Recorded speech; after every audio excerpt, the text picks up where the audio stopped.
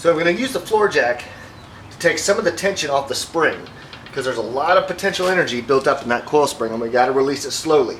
So like I said, I'm going to take the nuts that are holding the upper control arm off, we'll spin the upper control arm out of the way, and then we'll lower the whole assembly slowly to decompress that coil spring as safely as we can.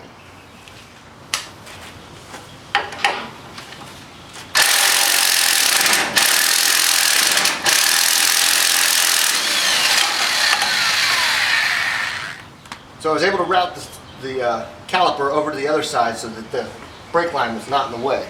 So the nuts are off. Let's see if this works. Alright. So far so good. Oh. There's the other end of my little bump stop. So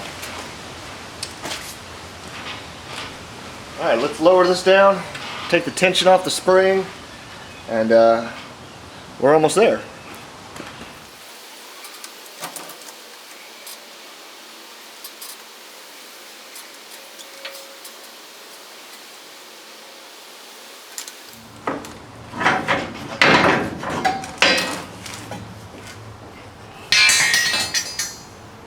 So far this worked out extremely well.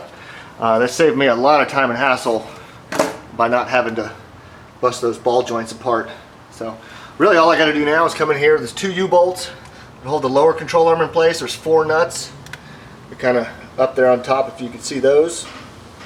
But we just got to undo those 4 nuts, and then all this junk will slide out of there. I can throw it out front, and there's somebody in my neighborhood who likes to collect scrap metal, so I'll throw it out front for them. Start putting our new stuff in place.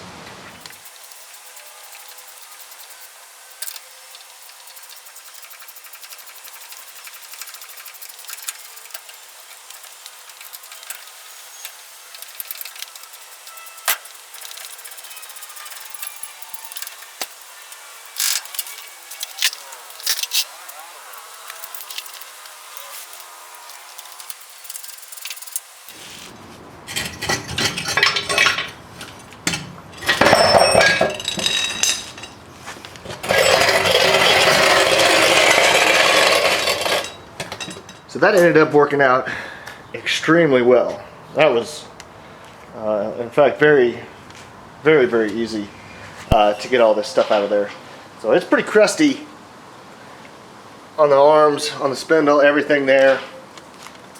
And it's still pretty crusty up under here. So I got to spend some time with wire brush and some engine degreaser or carb cleaner or something, and get all this junk cleaned up. So, but so far, we're doing good. We got all the old nasty components out, aside from the steering, which I'll deal with later, but just got to do some cleaning and then put all our new stuff in.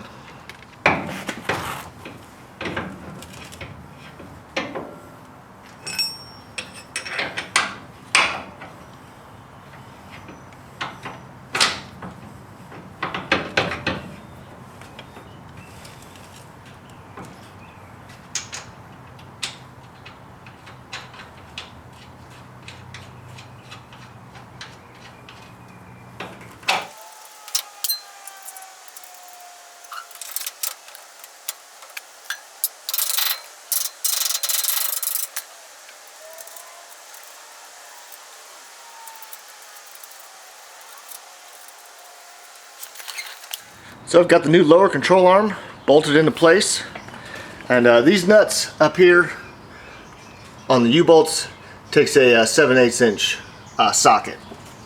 So these are in place, and now I just got to go work on the coil springs.